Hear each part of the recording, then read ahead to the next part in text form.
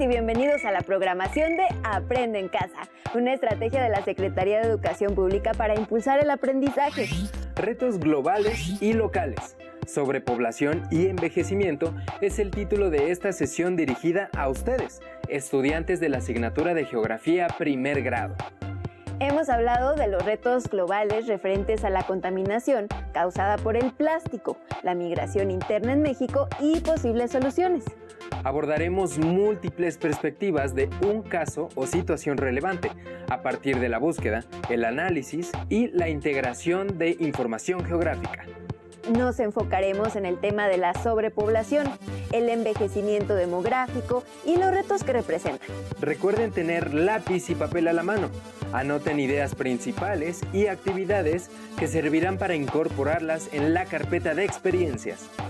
Veamos juntos la siguiente cápsula que aborda el tema de población.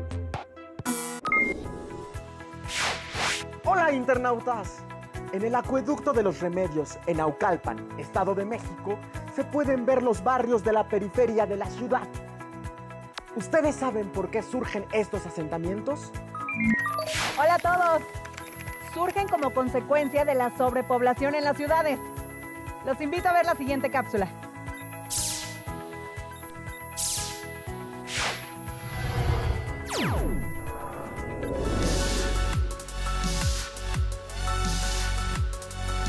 El acelerado crecimiento demográfico origina sobrepoblación en el mundo. Según los datos del Fondo de Población de las Naciones Unidas, en 2017 había 7.550 millones de habitantes en el mundo. Las regiones con mayor población absoluta eran Asia, con 4.504 millones, y África, con 1.256 millones de habitantes. México tenía arriba de 129 millones. Según las proyecciones de población, para 2050 habrá más de 9 millones de habitantes en el mundo. Asia y África continuarán siendo las regiones con la mayor cantidad de población absoluta. Y México rebasará los 164 millones. Este acelerado aumento de la población en el mundo es resultado de los avances en la medicina, la tecnología y la mejora en los niveles de vida. Factores que, además de reducir la mortalidad, contribuyen a aumentar la esperanza de vida. Todo esto es un gran logro para la humanidad, pero ¿qué consecuencias provoca la sobrepoblación? Veamos.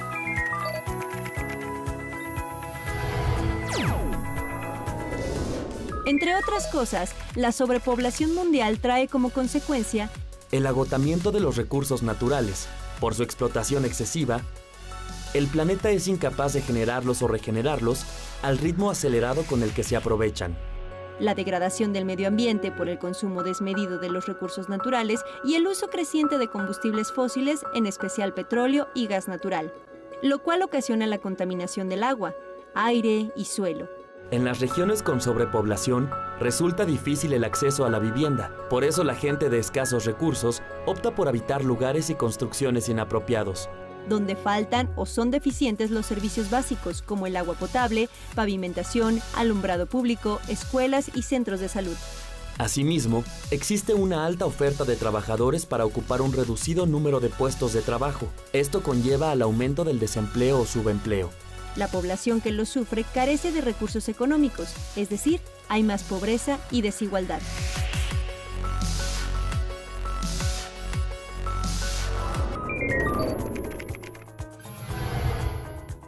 La sobrepoblación en el mundo tiene consecuencias negativas que influyen en la calidad de vida de las personas.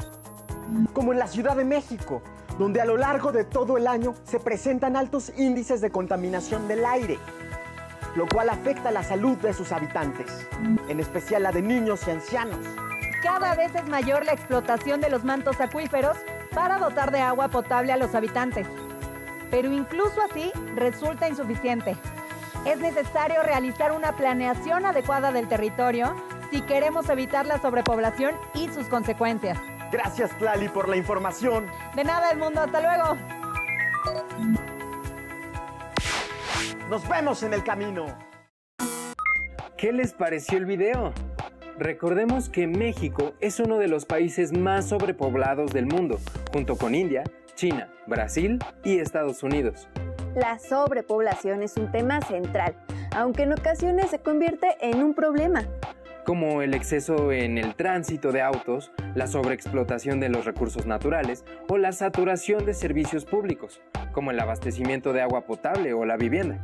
¿Se han preguntado, por ejemplo, cuáles son las causas de la sobrepoblación y cómo pueden regularla? ¿Cuáles aprendizajes de los que obtienen en la escuela les sirven para regular la sobrepoblación? Respondan estas preguntas e incorporen las respuestas en su carpeta de experiencias. Además de la sobrepoblación, existen otros retos, como el envejecimiento demográfico desproporcional y sus impactos en la estructura de la población. La estructura de la población se refiere a la agrupación de esta por rangos de edad. De modo que entre mayor es el número de personas de edad avanzada en un país o región y menor el número de la población joven, significa una disminución de la fuerza de trabajo. Veamos cuáles son algunos otros efectos del envejecimiento demográfico en la siguiente cápsula.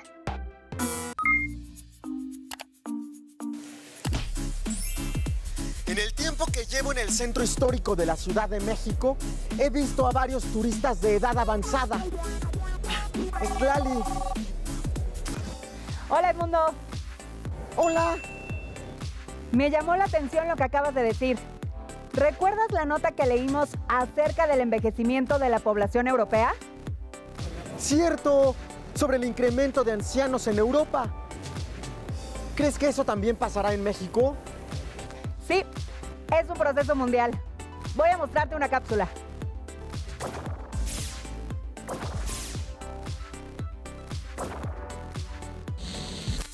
A escala mundial, el número de ancianos se incrementa paulatinamente. Este proceso se deriva de los cambios en la estructura de la población. En términos generales, tanto la natalidad como la mortalidad están disminuyendo y la esperanza de vida aumentando. Es decir, la población infantil y adolescente es cada vez menor y la adulta más longeva. Sin embargo, los países que reciben flujos migratorios retrasan su proceso de envejecimiento porque los migrantes son gente joven. El Fondo de Población de las Naciones Unidas indica que en el año 2017 existían 962 millones de personas con una edad de 60 años y más. Espera que para el año 2030 la cifra aumente a 1.400 millones, para 2050 a 2.100 millones y al finalizar el siglo a 3.100 millones. Europa es la región con mayor número de población anciana. En el año 2017, esta representó 25% del total de sus habitantes. Con excepción de África, el resto del mundo alcanzará porcentajes mayores al 20%, incluido México, que para el año 2050 tendrá 25%. El proceso de envejecimiento de la población representa una serie de retos para las sociedades del siglo XXI. Pues los países deben invertir mayores recursos económicos con el fin de atender las necesidades de dicho grupo social, el cual es vulnerable por las desigualdades, las enfermedades y algún tipo de discapacidad. Los adultos mayores necesitan de cuidados que por lo general recaen en sus familias. En ese sentido, los sistemas de ahorro y de pensiones deben contribuir tanto a su protección social como a evitar situaciones de pobreza. Asimismo, es indispensable ofrecerles atención médica especializada en los sistemas de salud gubernamentales. Además, requieren viviendas y transportes accesibles que les permitan tanto conservar su independencia como seguir siendo parte activa de la sociedad, la cual se enriquece con sus contribuciones. Por ejemplo, los ancianos realizan labores como voluntarios y cuidadores. En ciertos lugares son autoridades que median en la resolución de conflictos familiares, comunitarios o en situaciones de emergencia. Además, conservan y transmiten las tradiciones culturales de sus comunidades a las siguientes generaciones. Por lo tanto, es necesario construir sociedades incluyentes, dispuestas a aprovechar las oportunidades y conocimientos de su población anciana. El envejecimiento demográfico indica un cambio en la estructura de la población. Así es, en mayor o menor medida, todos los países están en ese proceso. Los invito a reflexionar sobre qué es la vejez y cómo queremos llegar a ella. Y cómo cuidar de nuestros ancianos y aprovechar tanto sus conocimientos como sus experiencias. ¿Cuáles son las necesidades de los ancianos que viven en su comunidad? Gracias, Lali. Hasta pronto, Edmundo.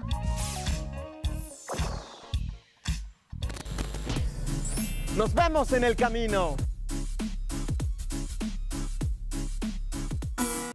Como observamos, los efectos o impactos del envejecimiento demográfico también son de carácter socioeconómico. Esto quiere decir que el reto implica atender las desigualdades en el acceso a la salud, medicamentos o especialidades médicas. Con base en la información anterior y su libro de texto, contesten las siguientes preguntas y añádanlas a su carpeta de experiencias. ¿Cómo se relaciona la migración con el envejecimiento demográfico? ¿Cuáles son y en dónde se ubican los países con mayor número de personas de edad avanzada?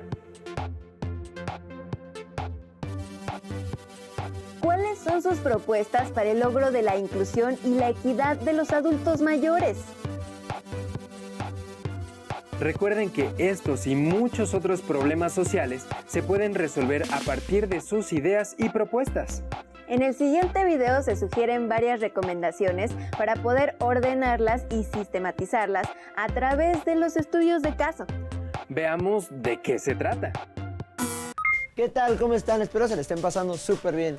¿Alguna vez les interesó realizar una investigación sobre un fenómeno geográfico? Una seguidora me escribió porque necesita ayuda para realizar un estudio de caso en su escuela. Yo tampoco lo tengo muy claro, así que decidí hablarle a Tlali, nuestra experta, para que nos explique. Hola Edmundo, tengo un tutorial que explica cómo hacer una investigación. Creo que le puede servir a tu seguidora. Gracias, veámoslo. Un estudio de caso es una investigación que sirve para comprender y analizar un fenómeno geográfico con una visión espacial y temporal. Es mejor si los estudios de caso se hacen en equipo y con la orientación de un profesor, pues entre más personas participen y aporten ideas, más opciones de solución habrá. Estos son los pasos para elaborar un estudio de caso. Primero, hay que identificar una situación problemática en la localidad, es decir, seleccionar un tema. En segundo lugar, recolectar la información a través de diversas fuentes que se tengan al alcance, como bibliotecas, hemerotecas escolares, documentos oficiales, archivos locales, revistas, documentos gráficos, informes estadísticos, mapas o internet. Para entender mejor el fenómeno, conviene buscar antecedentes históricos en las fuentes. Elaborar y aplicar una encuesta es útil para comprenderlo a escala local. El tercer paso consiste en seleccionar, revisar y tratar la información. De esta forma, se tendrá la certeza que la información recopilada es seria y de una fuente confiable. Sin embargo, para la búsqueda de información en la red te recomendamos utilizar más de un buscador. En el caso de Google, escribir Google Académico y entrar a la primera opción para acceder a información académica. En cualquier buscador, usar palabras clave que son aquellas que abarcan los conceptos generales del tema. Si las palabras clave no arrojan resultados útiles, se pueden traducir al inglés con algún traductor en línea. Para ampliar la búsqueda, evaluar que la página tenga una buena ortografía, fecha de actualización, facilidad para navegar y organización clara y lógica de textos y gráficos. Revisar que la información tenga un autor experto en el tema, o que ésta provenga de instituciones reconocidas y oficiales como universidades, centros de investigación u organismos nacionales e internacionales. Cuando es así, los dominios de las páginas son .gov, .edu o .org. Tomar en cuenta las fechas de elaboración o publicación para saber si la información es reciente u obsoleta. Y optar por documentos que incluyan las fuentes de donde obtuvieron su información. El cuarto paso es organizar, interpretar y analizar la información recopilada.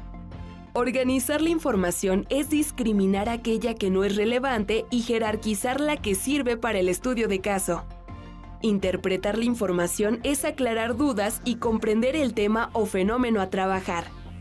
Analizar es examinar detalladamente el fenómeno o problemática, separando o considerando de manera individual sus partes, para conocer sus características o cualidades y extraer conclusiones. Las conclusiones son una síntesis de los puntos descubiertos durante la investigación. Hay que evitar resumir el tema, repetir información o poner algo que no se haya mencionado. En esta parte del proyecto deben participar todos los miembros del equipo para elaborar las conclusiones y desarrollar propuestas de solución viables y pertinentes al caso. ¡Wow! Este estudio sí que es todo un caso. Fomenta el aprendizaje y la investigación. Sirve para desarrollar el análisis, la síntesis, la evaluación de información y el trabajo colaborativo. Seguro que tu amiga ya tomó nota de todo esto. Igual que yo, Trali, gracias. De nada, Edmundo. Hasta luego. Hasta luego. ¿Y ustedes qué tema elegirán para su estudio de caso? Recuerden hacerlo en equipo y con la guía de un profesor. Así aseguramos que el estudio funcione y que las soluciones que propongan se puedan poner en práctica. Espero les haya gustado el video. ¡Nos vemos! Como podemos ver, los estudios de caso nos ayudan en la selección, organización y sistematización de la información para poder ofrecer alternativas o soluciones a los retos del mundo actual. Sin duda, los estudios de caso nos permiten ordenar ideas a partir de la identificación de problemas, el planteamiento de objetivos, el desarrollo de una investigación, la elaboración de conclusiones y propuestas a partir del análisis. Con el apoyo de su familia, identifiquen un problema en su localidad, ciudad o país y cómo lo resolverían. Busquen información en la radio, la televisión o en internet. Generen una opinión propia para que más tarde la compartan con su docente. Con el apoyo del libro de texto, tomen nota y respondan a las siguientes preguntas. ¿Qué es un estudio de caso y para qué sirve?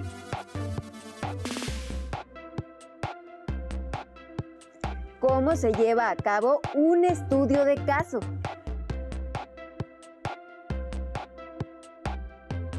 Incorporen sus respuestas, dudas y actividades en la carpeta de experiencias para que cuando regresen a clases las compartan con su docente y grupo. Para conocer más sobre los temas presentados, sugerimos la lectura del libro Peligro, Cambios en nuestro planeta de Steve Parker 2012, el cual aborda los problemas de contaminación, aumento poblacional y la necesidad de combustibles. El autor ofrece sugerencias para prevenir los daños y favorecer el equilibrio en el planeta. Esperamos que hayan disfrutado la sesión. Los esperamos la siguiente Aprende en Casa. ¡Hasta pronto!